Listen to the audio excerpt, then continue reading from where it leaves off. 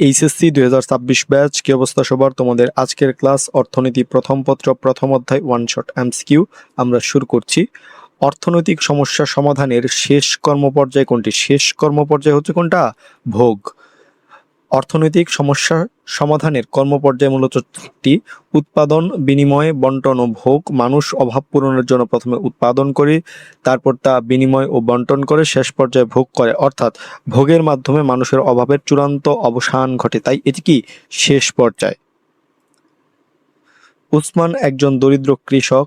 সে 1 acre জমিতে আলু না ভুট্টা চাষ করবে এই বিষয়ে সিদ্ধান্তহীনতায় ভুগছে। সে আলু ও ভুট্টা দুটোই চাষ করতে চায়, কিন্তু দুটি দ্রব্য একসাথে চাষ করতে পারবে না। উসমানের সিদ্ধান্তহীনতাকে অর্থনীতির ভাষায় কি বলে? এটিকে বলে হচ্ছে কি যে নির্বাচনের সমস্যা।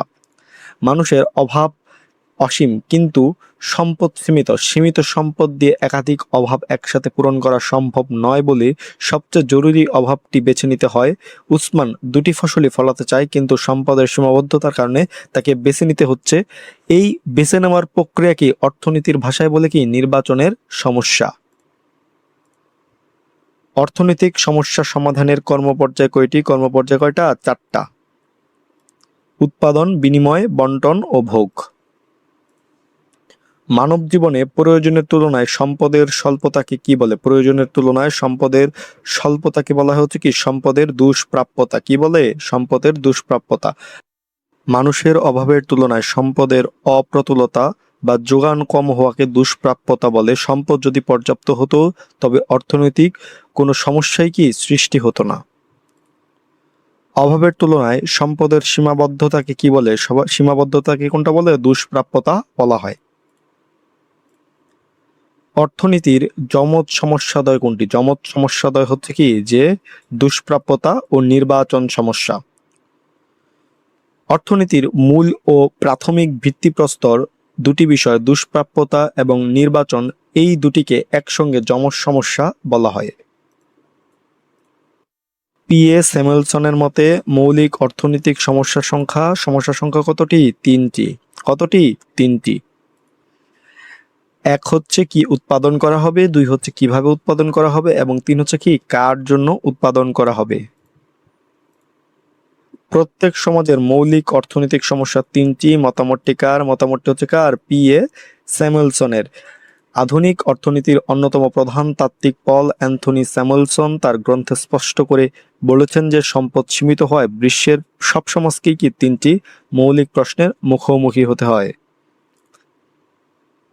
অর্থনীতির যমজ সমস্যাদ্বয় কোনটা? যমজ সমস্যাদ্বয় হচ্ছে কোনটা? যে একটু আগেই বললাম, দুষ্প্রাপ্যতা ও নির্বাচন সমস্যা। রগনার ফ্রিশ অর্থনীতিকে কয় ভাগে ভাগ করেন? কয় ভাগে? 2 ভাগে ভাগ করেন। 1 হচ্ছে কি যে ব্যষ্টিক অর্থনীতি এবং 2 হচ্ছে কি সামষ্টিক অর্থনীতি। অর্থনৈতিক সমস্যার মূল কারণ কোনটি? অর্থনৈতিক সমস্যার মূল কারণ হচ্ছে কি যে সম্পদের সীমাবদ্ধতা। মানুষের অভাব অসীম, কিন্তু অভাব পূরণের উপায় বা সম্পদ সীমাবদ্ধ বা নিয়ন্ত্রিত। সম্পদ যদি সীমাহীন হতো তবে কি গাণিতিক বা অর্থনৈতিক সমস্যা তৈরি হতো না। অর্থ যা করে তাই অর্থ, এটি কার উক্তি? এটি হচ্ছে কার উক্তি? এটি ওয়াকারের উক্তি। কার উক্তি? ওয়াকারের উক্তি। অর্থনীতিবিদ ওয়াকার অর্থের কার্যভিত্তিক সংজ্ঞা দিতে এই বিখ্যাত উক্তিটি করেছেন, মানি ইজ হোয়াট মানি ডাস। অর্থাৎ যা বিনিময়ের মাধ্যম, সঞ্চয়ের বাহন হিসেবে কাজ করে তাই কি অর্থ। আধুনিক অর্থনীতির জনক কাকে বলা হয়? জনক বলা হয় কাকে? পল স্যামুয়েলসনকে। কাকে? পল স্যামুয়েলসনকে। গাণিতিক ও আধুনিক বিশ্লেষণের মাধ্যমে অর্থনীতিকে এক নতুন উচ্চতায় নিয়ে যাওয়ার জন্য পল স্যামুয়েলসনকে আধুনিক অর্থনীতির কি জনক বলা হয়। অ্যাডাম স্মিথ অর্থনীতিকে কি বলে অভিহিত করেছেন? অ্যাডাম স্মিথ অর্থনীতিকে কি সম্পদের বিজ্ঞান বলে অভিহিত করেছেন। অর্থনীতির যমজ সমস্যাদ্বয় কি? যমজ সমস্যাদ্বয় কোনটা? যে দুষ্প্রাপ্যতা ও নির্বাচন। এই প্রশ্নটা বারবার বোর্ডে আসে। অর্থনীতিকে দুষ্প্রাপ্যতার বিজ্ঞান বলেছেন কে? কে বলেছেন? সেটা বলেছেন হচ্ছে কি এল রবিনস। 1931 সালে প্রকাশিত বইয়ে এল রবিন্স বলেন, অর্থনীতি এমন একটি বিজ্ঞান যা মানুষের অসীম অভাব ও বিকল্প ব্যবহারযোগ্য দুষ্প্রাপ্য সম্পদের মধ্যকার সম্পর্কযুক্ত আচরণ বিশ্লেষণ করে। মূলধন সামগ্রী বৃদ্ধি বা নতুন সাজ সরঞ্জাম তৈরিকে বিনিয়োগ বলা হয়। মন্তব্যটি কার? মন্তব্যটি হচ্ছে কার? অধ্যাপক হিক্সের। অধ্যাপক হিক্স বিনিয়োগের যে সংজ্ঞা আছে সেই সংজ্ঞা দিতে গিয়ে ক্যাপিটাল ফরমেশন বা নতুন মূলধনী দ্রব্য তৈরির প্রক্রিয়াকে জোর দিয়েছেন। সমাজতান্ত্রিক অর্থব্যবস্থার বৈশিষ্ট্য কোনটি? সমাজতান্ত্রিক অর্থব্যবস্থার বৈশিষ্ট্য হচ্ছে কি যে সুষম উন্নয়ন। সমাজতান্ত্রিক অর্থব্যবস্থায় সম্পদের মালিক রাষ্ট্র, কেন্দ্রীয় পরিকল্পনার মাধ্যমে সম্পদের বন্টন করা হয় বলে এখানে শ্রেণীভেদ বা বৈষম্য থাকে না এবং সমাজের সর্বস্তরের সুষম উন্নয়ন নিশ্চিত করা হয়। কেন্দ্রীয় পরিকল্পনা কোন অর্থব্যবস্থার অন্যতম প্রধান বৈশিষ্ট্যটি কি? সমাজতান্ত্রিক অর্থব্যবস্থার অন্যতম প্রধান বৈশিষ্ট্য। কোন অর্থব্যবস্থায় সকল অর্থনৈতিক কার্যকলাপ কেন্দ্রীয় পরিকল্পনার মাধ্যমে নিয়ন্ত্রিত হয়? সেটি কি? যে নির্দেশমূলক। সমাজতান্ত্রিক অর্থব্যবস্থারই অপর নাম নির্দেশমূলক অর্থব্যবস্থা। সরকারের নির্দেশ অনুযায়ী এই অর্থব্যবস্থায় উৎপাদন ও বন্টন ব্যবস্থা পরিচালিত হয়। ইসলামী অর্থব্যবস্থায় জ্ঞানের মূল উৎস কয়টি? জ্ঞানের মূল উৎস কয়টা? 4টা। এক হচ্ছে কি আল কোরআন, 2 হচ্ছে আল হাদিস, 3 হচ্ছে কি ইজমা এবং 4 হচ্ছে কি কিয়াস। এই 4টি। জাকাত কোন অর্থব্যবস্থার বৈশিষ্ট্য? জাকাত কি? ইসলামী অর্থনীতির বৈশিষ্ট্য। সামষ্টিক অর্থনীতির চলক কোনটি? সামষ্টিক অর্থনীতির চলক হচ্ছে কোনটা? দাম স্তর। কোনটা? দাম স্তর। একটি মাত্র পণ্যের দাম ব্যষ্টিক অর্থনীতির বিষয়, কিন্তু পুরো অর্থনীতির সামগ্রিক বা গড় দামকে বলা হয় দাম স্তর, যা একটি সামষ্টিক চলক। অর্থনীতির কোন শাখায় একজন ভোক্তার আচরণ বিশ্লেষণ হয়? অর্থনীতির কোন শাখায়? সেটা হচ্ছে কি যে ব্যষ্টিক অর্থনৈতিক শাখায়। ব্যষ্টিক মানে হচ্ছে কি ক্ষুদ্র। কোনো একক ভোক্তা, একক ফার্ম বা একক বাজারের আচরণ বা সিদ্ধান্ত যেখানে পৃথকভাবে বিশ্লেষণ করা হয় তাকেই কি ব্যষ্টিক অর্থনীতি বলা হয়। টিএফসি ও টিভিসি এর সমষ্টিকে কি বলে? এর সমষ্টিকে বলা হয় হচ্ছে কি টিসি। মোট ব্যয় টিসি তৈরি হয় মোট নির্দিষ্ট ব্যয় টিএফসি এবং মোট পরিবর্তনশীল ব্যয় টিভিসি যোগ করে, অর্থাৎ কি TC is equal to TFC plus TVC. নিচের কোনটি একটি দেশের অর্থনীতির আংশিক চিত্র তুলে ধরে? কোনটি? সেটি হচ্ছে কি যে ব্যষ্টিক অর্থনীতি একটি দেশের কি আংশিক চিত্র তুলে ধরে। ব্যষ্টিক অর্থনীতি পুরো দেশের সামগ্রিক অবস্থা না দেখিয়ে নির্দিষ্ট একটি খাত বা একক অর্থনৈতিক ইউনিটের আলোচনা করে বলে কি এটি আংশিক চিত্র উপস্থাপন করে। কোনটি ব্যষ্টিক অর্থনীতির চলক? কোনটি? সেটা হচ্ছে কি উপযোগ। উপযোগ কি একটি ব্যষ্টিক অর্থনীতির চলক। উপযোগ একজন ব্যক্তি বা ভোক্তার মানসিক সন্তুষ্টি নির্দেশ করে ব্যক্তি পর্যায়ের বিষয় হওয়ায় এটি একটি ব্যষ্টিক চালক। অন্যদিকে বেকারত্ব, কর বা মুদ্রাস্ফীতি অন্যান্য যে অপশনগুলো রয়েছে সেগুলো কি দেশের সামষ্টিক বিষয়। পুঁজিবাদী অর্থনীতিতে অদৃশ্য হাত দ্বারা কি বোঝানো হয়? পুঁজিবাদী অর্থনীতিতে অদৃশ্য হাত দ্বারা বোঝানো হয় হচ্ছে কি দাম ব্যবস্থা।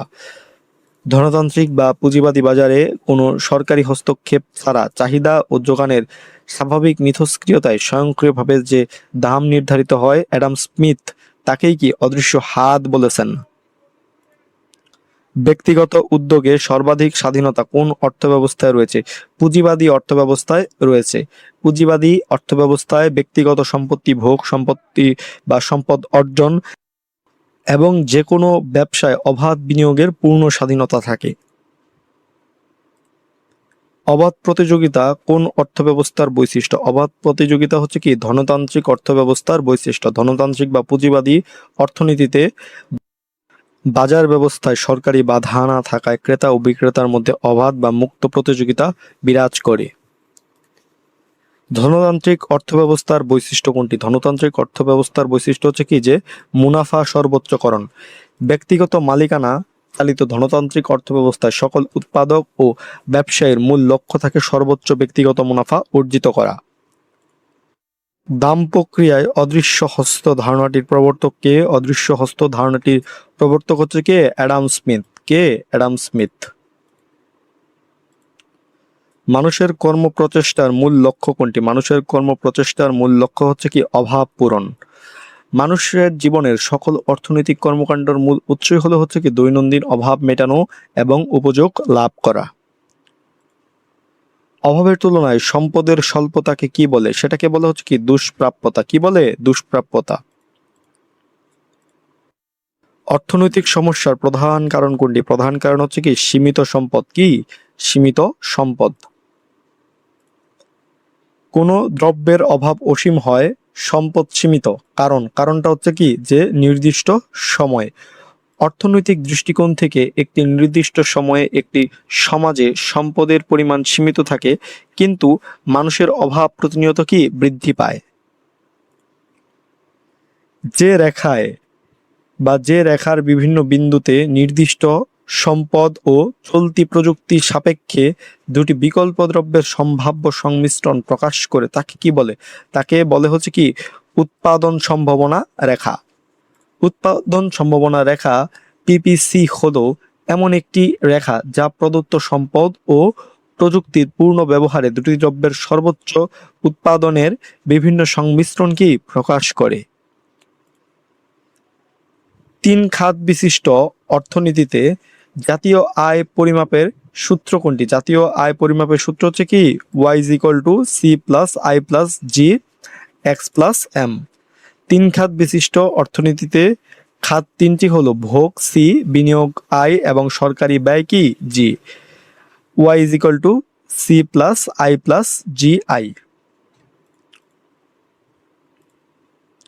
বন্ধ অর্থনীতিতে কোনটি বিবেচনা করা হয় না? কোনটি? সেটি হচ্ছে কি আন্তর্জাতিক বাণিজ্য বিবেচনা করা হয় না। বন্ধ অর্থনীতি মানে যেখানে বাইরের দেশের সাথে কোনো বৈদেশিক বাণিজ্য বা আমদানি রপ্তানি সংগঠিত হয় না। কোন অর্থব্যবস্থায় স্বয়ংক্রিয় দাম ব্যবস্থা প্রচলিত? কোন অর্থব্যবস্থায়? ধনতান্ত্রিক অর্থব্যবস্থায়। সরকারি হস্তক্ষেপ ছাড়াই ধনতান্ত্রিক বাজারে ক্রেতা ও বিক্রেতা যোগান ও চাহিদার উপর ভিত্তি করে স্বয়ংক্রিয়ভাবে পণ্যের দাম নির্ধারিত হয়। তো এই ছিল অর্থনীতি প্রথম পত্র প্রথম অধ্যায় ওয়ান শট এমসিকিউ ক্লাসটি। তোমাদের সকলের জন্য শুভকামনা রইল। দেখা হবে পরবর্তী ক্লাসে। ধন্যবাদ সকলকে।